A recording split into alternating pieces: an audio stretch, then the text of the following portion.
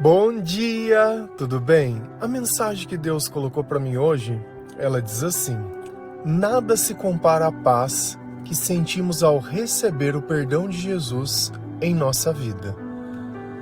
Senhor, tende misericórdia de nós. Perdoa, Pai, todos os nossos pecados. Livra-nos de todo mal. Nos afasta de tudo aquilo que não vem de Ti. Nós agradecemos, Senhor, por mais esse dia, pelo alimento, pela palavra, pela presença. Aceita, Senhor, essa nossa oração, esse nosso louvor, pois nós Te amamos, bendizemos, adoramos. Somente Tu é o nosso Deus e em Ti confiamos.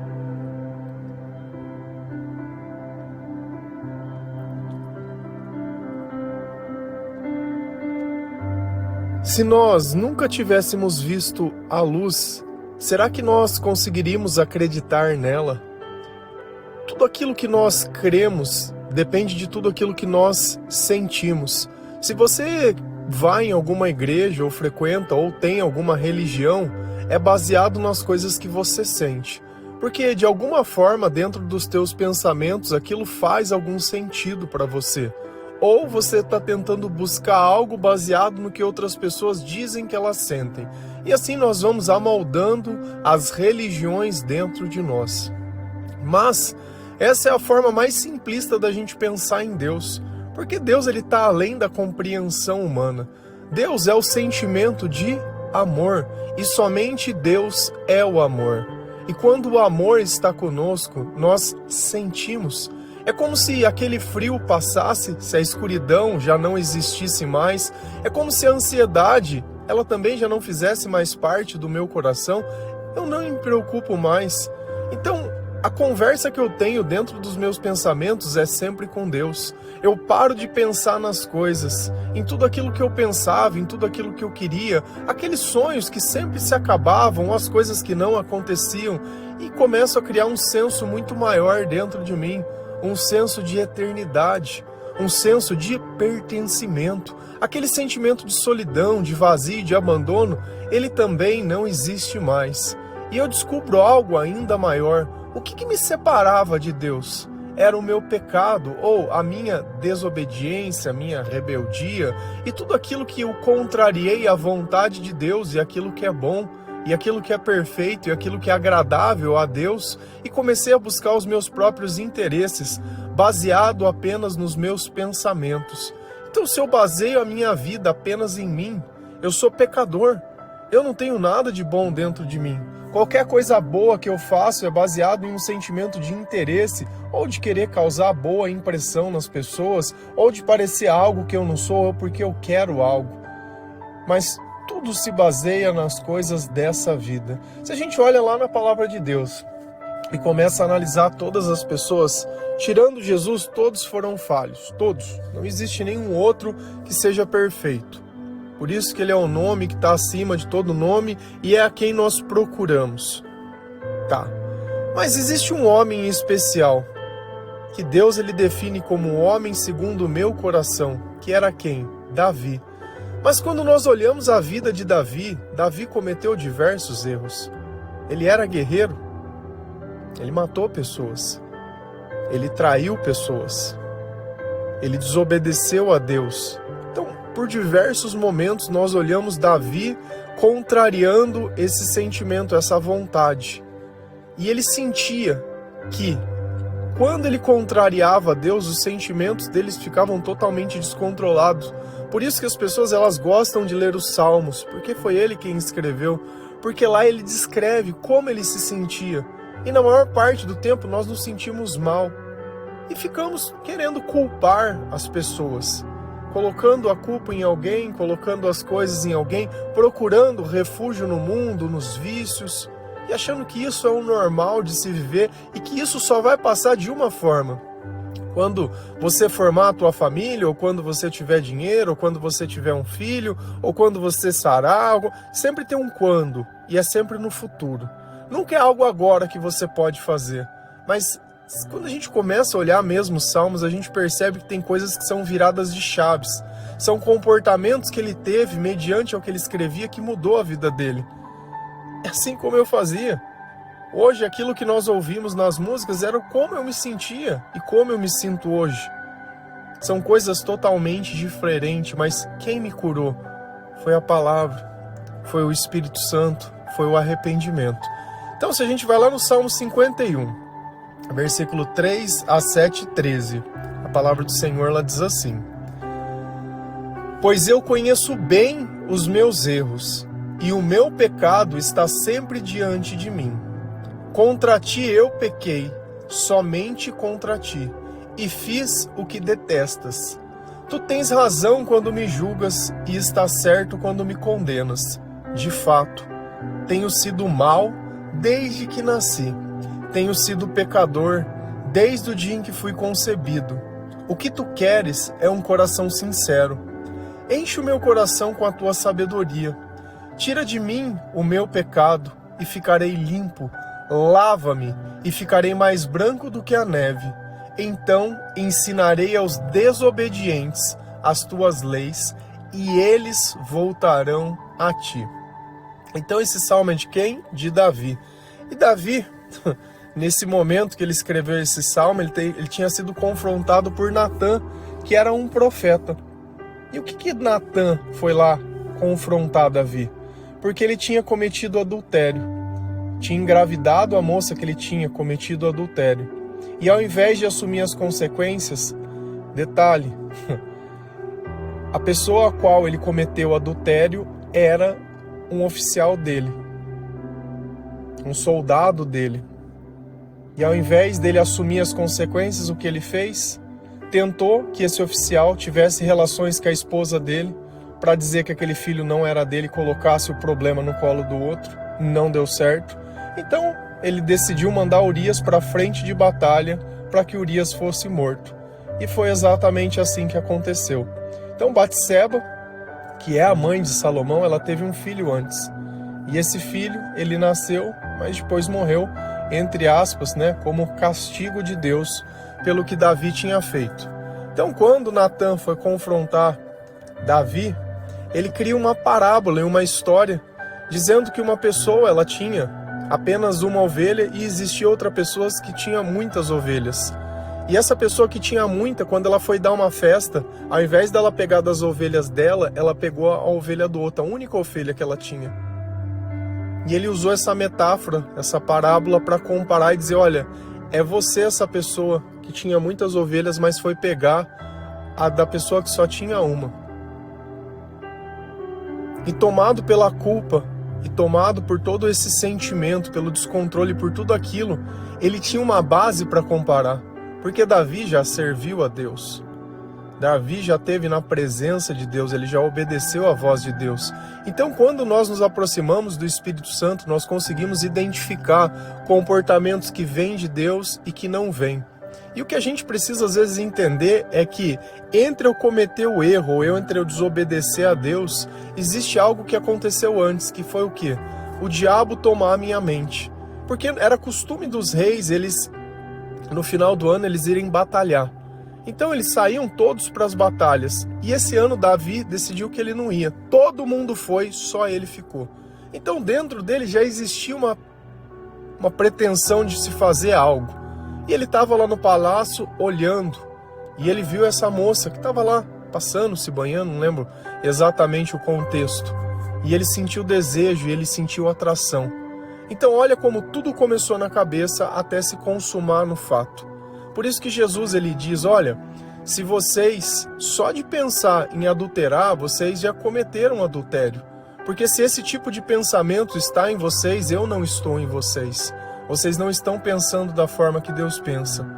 Tá? Então só esse resumo para a gente poder entender que a batalha espiritual, quando eu não estou em oração ou quando eu não conheço a palavra, ela já está vencida.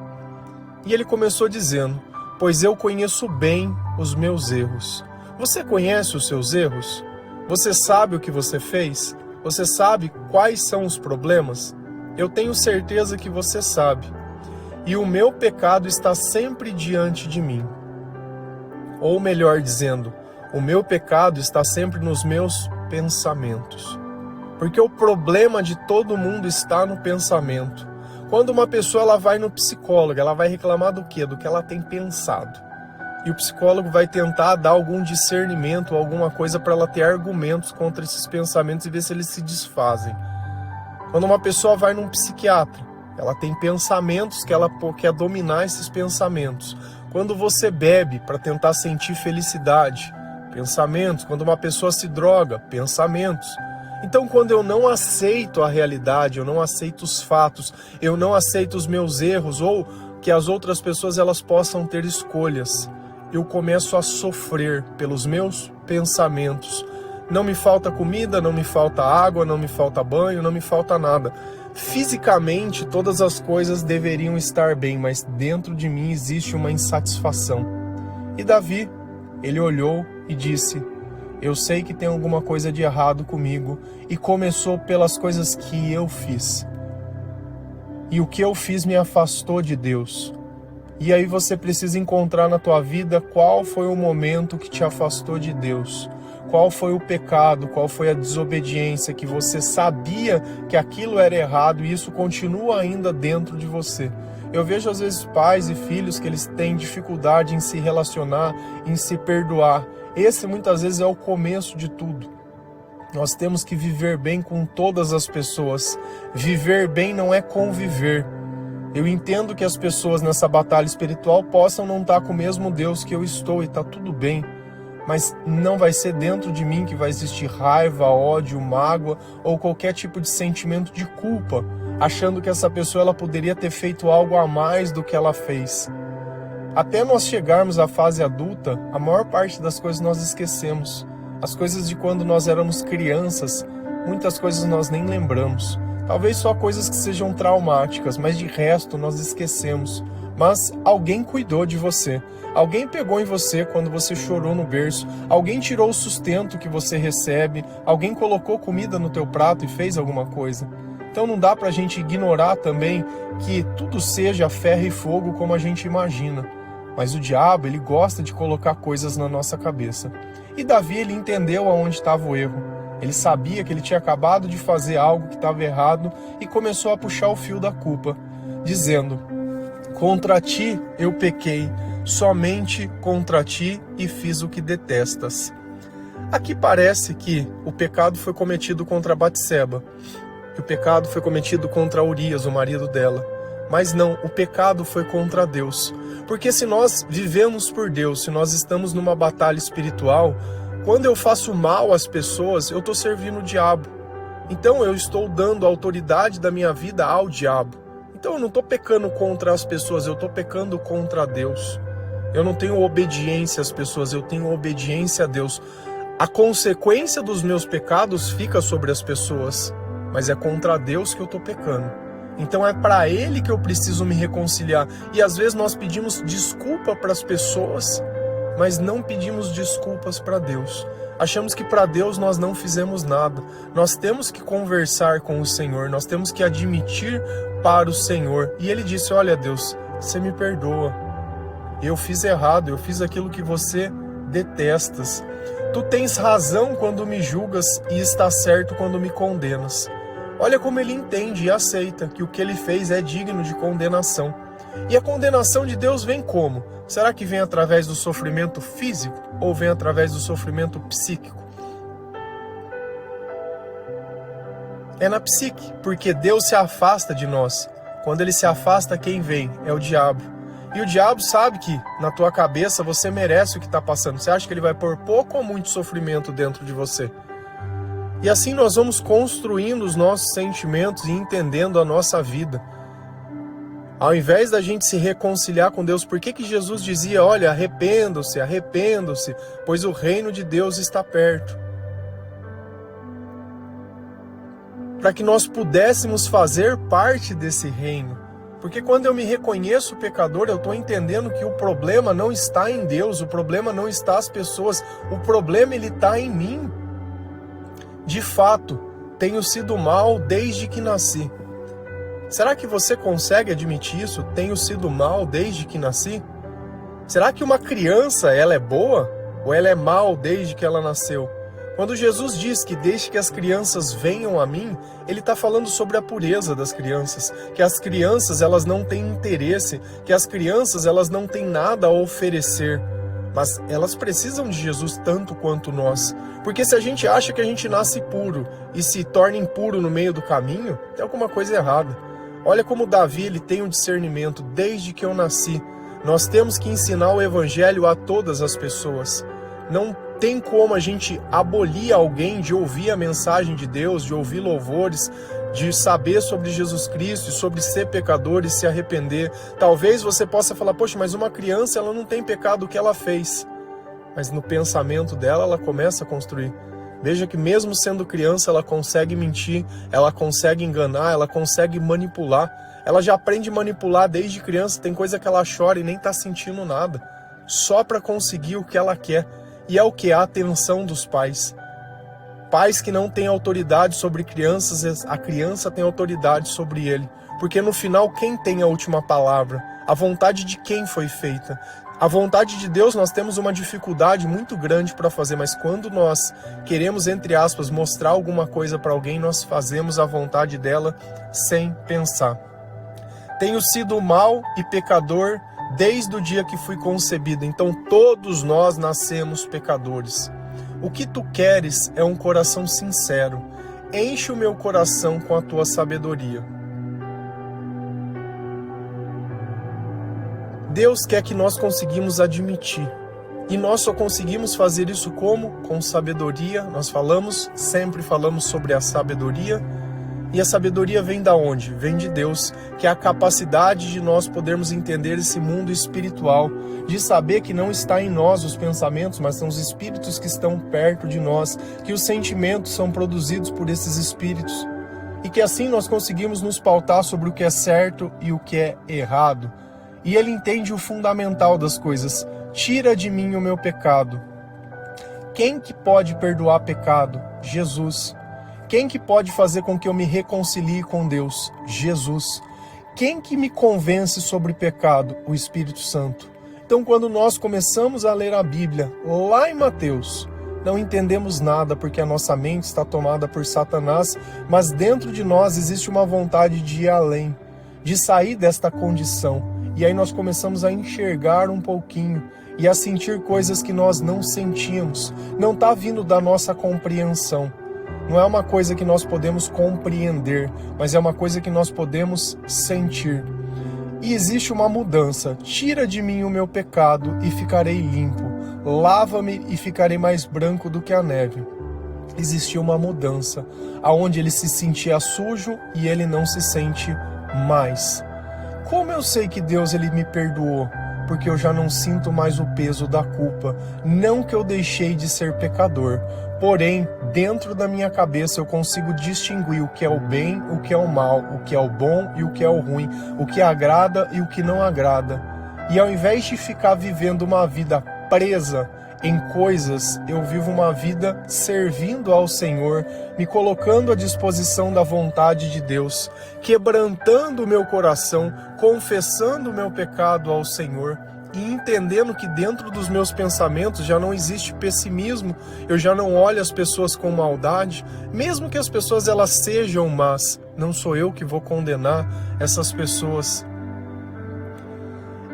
E olha que interessante, ele foi lá, ele confessou o pecado, ele sentiu que Deus perdoou, e o que ele vai fazer? Então ensinarei aos desobedientes as tuas leis, e eles voltarão para ti.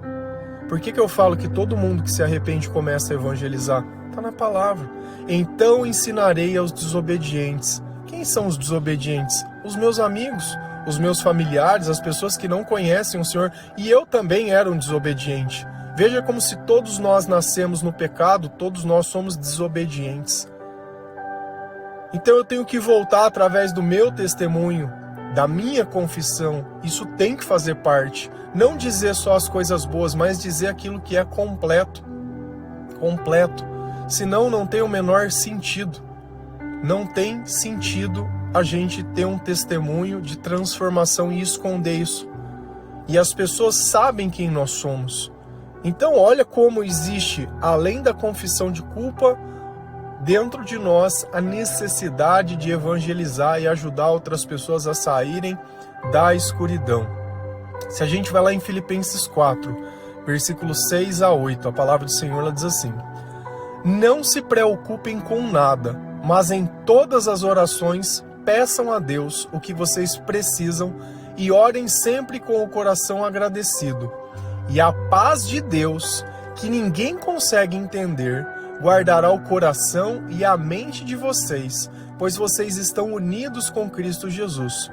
Por último, meus irmãos, encham a mente de vocês com tudo que é bom e merece elogio, isto é, tudo que é verdadeiro, digno, correto, puro, agradável e decente. Então, nessa carta aos Filipenses, quem está conversando conosco? Paulo.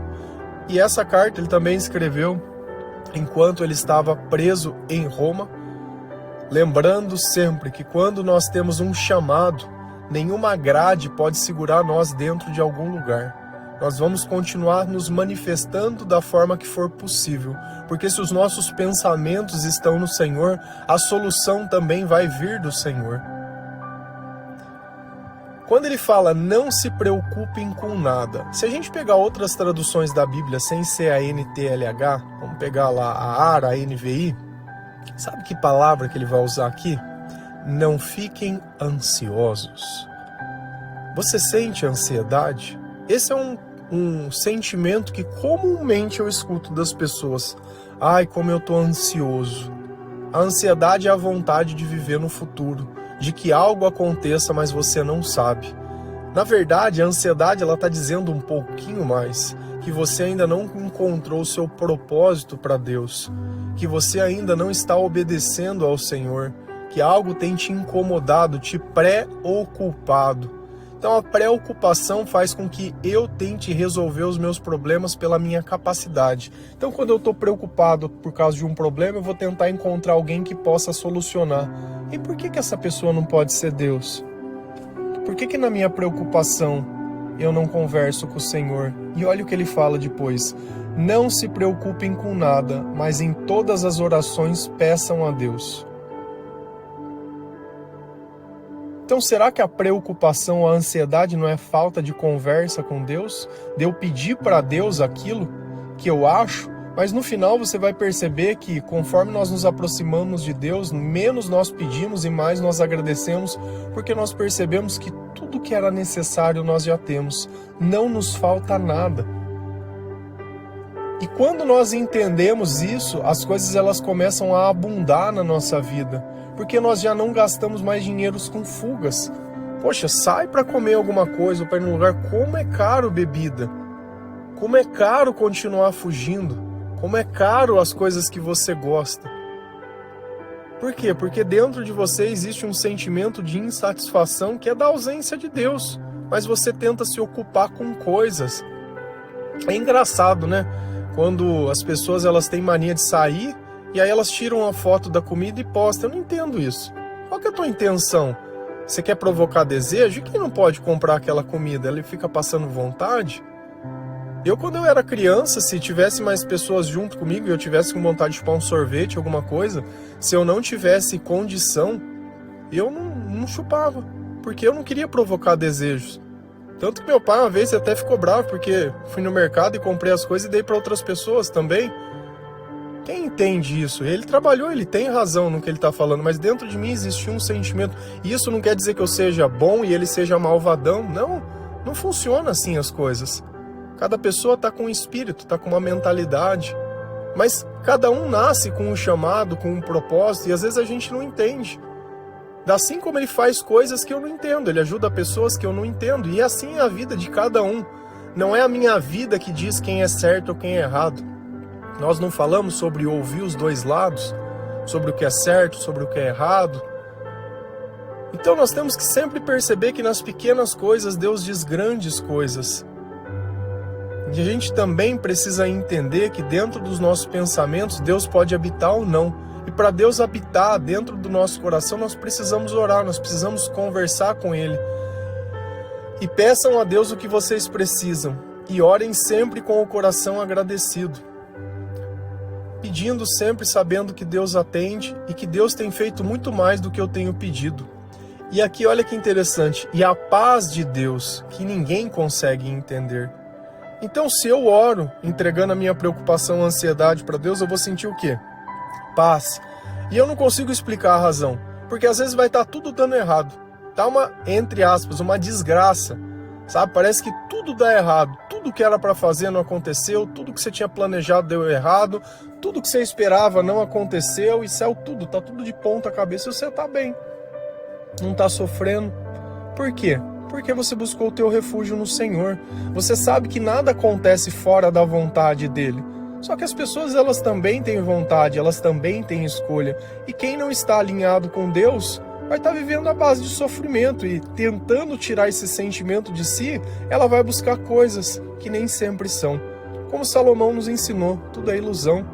Tudo é ilusão. Tudo nesse mundo é ilusão, é como correr atrás do vento. Guardará o coração e a mente de vocês, pois vocês estão unidos com Cristo Jesus. Então, o que Jesus ele faz? Ele guarda a nossa mente e o nosso coração. Aonde está a batalha espiritual? Na nossa mente. Então, se a minha mente, o diabo já não ocupa mais, se ele já não conversa mais comigo através dos meus pensamentos, se agora quem está falando é Jesus, eu vou sentir o quê? Eu vou sentir paz. A minha mente e o meu coração, eles vão estar, entre aspas, blindado, enquanto eu aceitar a palavra, aceitar a vontade, buscar a presença. Porque se eu parar de fazer isso, a minha natureza é ser pecador.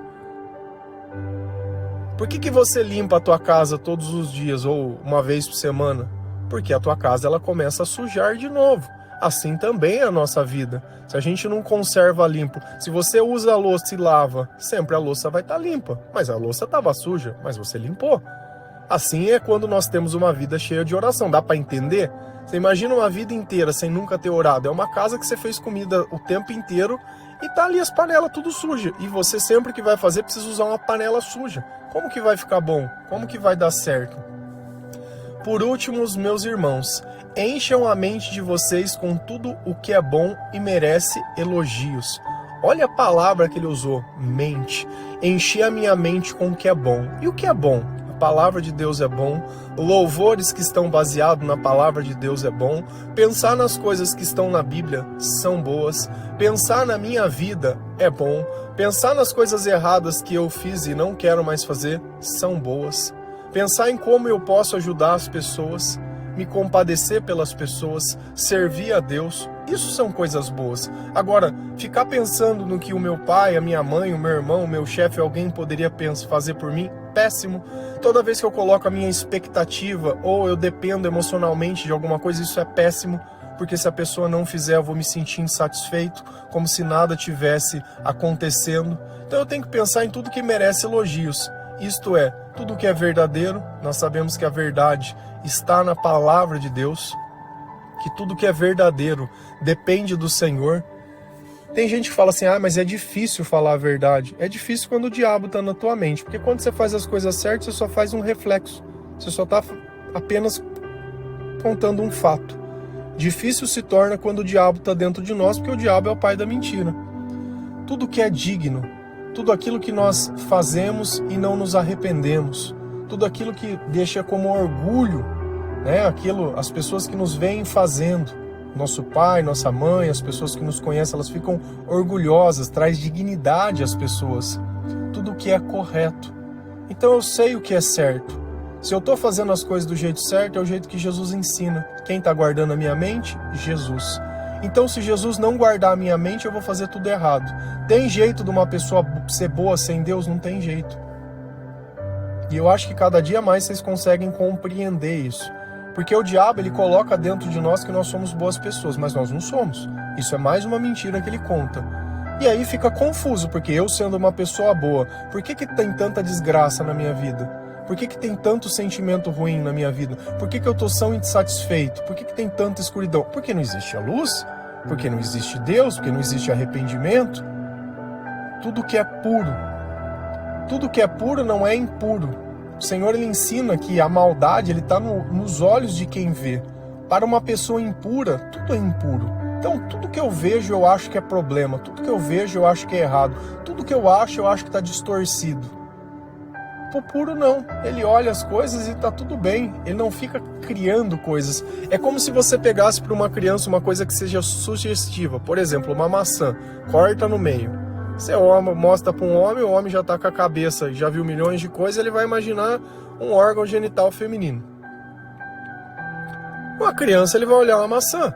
Então, aonde está a maldade? Está no meu olhar. Aonde precisa estar a pureza? Também precisa estar no meu olhar. E existem coisas que criam gatilhos emocionais dentro de nós quando nós vemos. Então, nós precisamos desfazer esses gatilhos com arrependimento. Tudo que é agradável e tudo que é decente. Então, nós temos que buscar tudo aquilo que vem de Deus. E temos que entender também que se nós não confessarmos os nossos pecados e entender a nossa origem, não vai adiantar nada. Nós precisamos de Jesus muito mais do que nós imaginamos.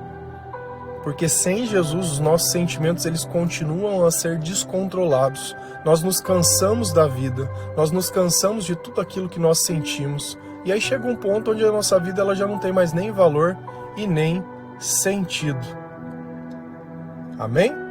Que Deus abençoe cada um de vocês, que você possa sentir toda essa paz que somente Jesus pode nos dar. Quando você sentir que os teus sentimentos eles estão começando a ficar atribulados, começa a orar, começa a ouvir louvor.